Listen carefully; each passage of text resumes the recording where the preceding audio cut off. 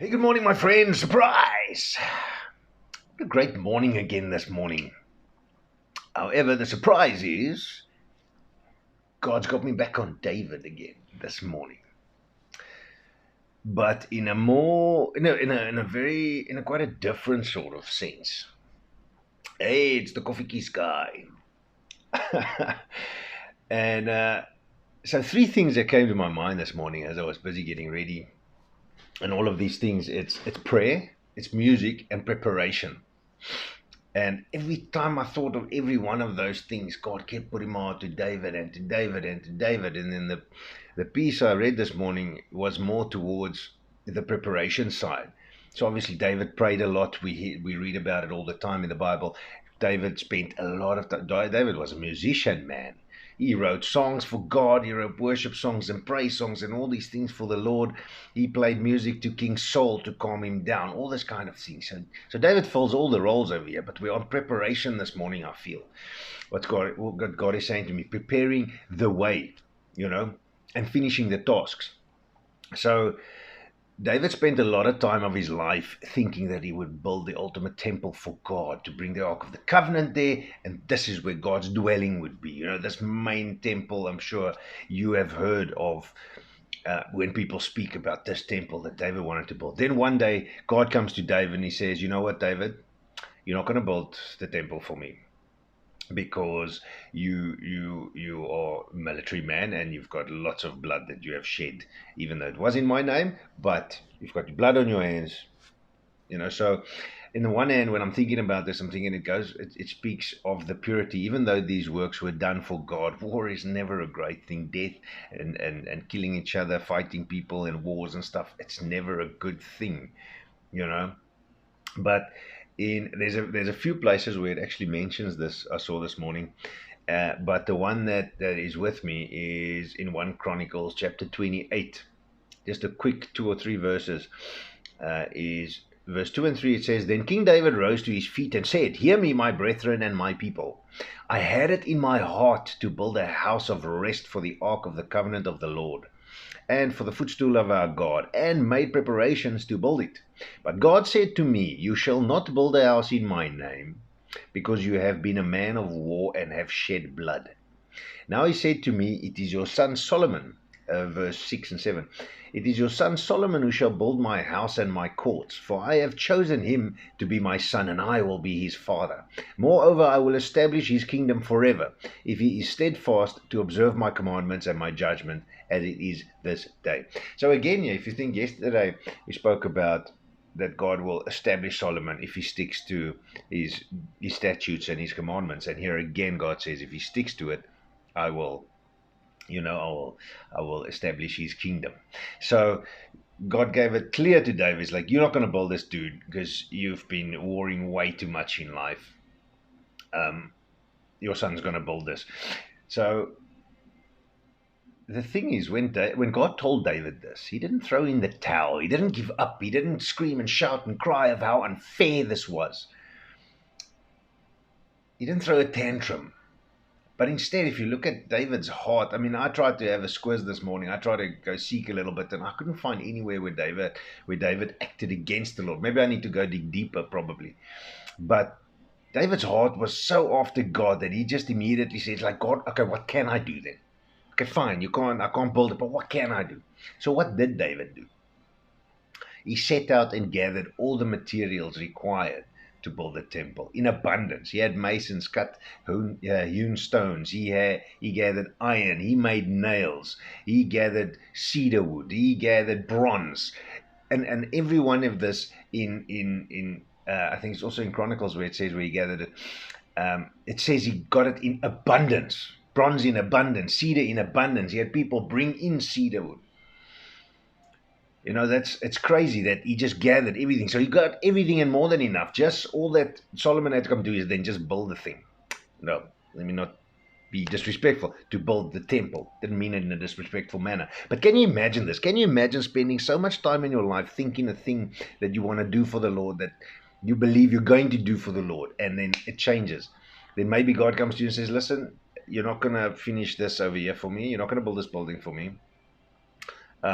Because of this that you have done. Even though you've done it for me, you're still not going to do this. Can you imagine that? How's your heart if God had to tell something like that to you? You know, you do a great many things in God's name along the way. Then I'm thinking, on the other hand, maybe we slightly misunderstood in the beginning. Maybe God's instruction wasn't really that we're going to build the temple, but yet prepare the way, to prepare the way. Because if you really think about it, this is essentially a lot to how, to what David actually did. It pointed out to me all the different things about what's required. For instance, in a building the temple, let's say building the temple, for example, but it's just a building. You need land, you need plans, you need materials, all kinds. You know, if it's a building in today's day and age, you need blocks and cement and steel, those steel bars and concrete, and you need people to labor. You need the laborers, you need the planning guys. A lot of the material sometimes takes preparation. So if it's cement blocks or bricks, it's either it needs to be pressed or baked, and that takes time for the how many hundreds of thousands or millions or whatever blocks that you need, and the kilograms and kilograms and kilograms of cement and all these things that you're gonna need. Even those and those blocks take machinery and more laborers to prepare them. You understand what I'm trying to say over here? So the preparation takes a hang of a lot of people, and all this stuff at the end of the day takes money. It takes a lot of money to pay the people to build, to pay for the materials, to buy the land, all this. It takes finances. So every person has a role. I mean, the one thing I've noticed, especially if I look at movies and series and even these documentaries and things, the guys with the money pitch up in suits at the building site. I don't see them among the laborers. They got their hard hat on and they still got their nifty little duck suit on there, just pitching up, because they just want to see their building being built. They want to see the progression. They want to see, but they're not picking up a brick. I mean, often you see a photo of the man putting in the shovel, taking that first dig, like, yes, I started the building project. Cool. Nothing wrong with that. But that's preparation. He just started it. He still didn't finish it. He actually didn't even build a thing. He just gave the money. But the importance is the fact that every role is so important along the way. That's where the importance comes in here. So, you know, David set out and prepared everything more than was required. You know, and for some reason, while I'm speaking right now, I'm also thinking about John the Baptist, that set out, that prepared the way for the Lord. That was his mission, was preparation, not finishing. But look at the important role that he had, because he prepared the way for Jesus. So inevitably, I think if there wasn't a John the Baptist, there couldn't have been a Jesus, because that's how the prophecies also spoke.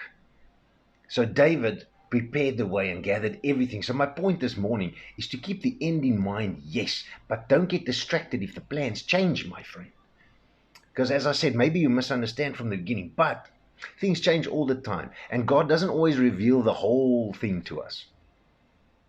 You know, now that I think about it, is also that all the wars and stuff that David waged was to create peace in the end of the day. If you go look in the Word, it says, I think there's a big place where it mentions over the peace that Solomon had for years as king. So, because David took out all the enemies. David literally prepared the way. I mean, can you imagine trying to build this massively significant building for the Lord, and you need to wage a war at the same time? How difficult is that going to be? People are going to want to come to work and be like, hey, no, just now they invade this place where I'm building this thing over here, and I'm not going to work. You're sick. You understand what I'm saying?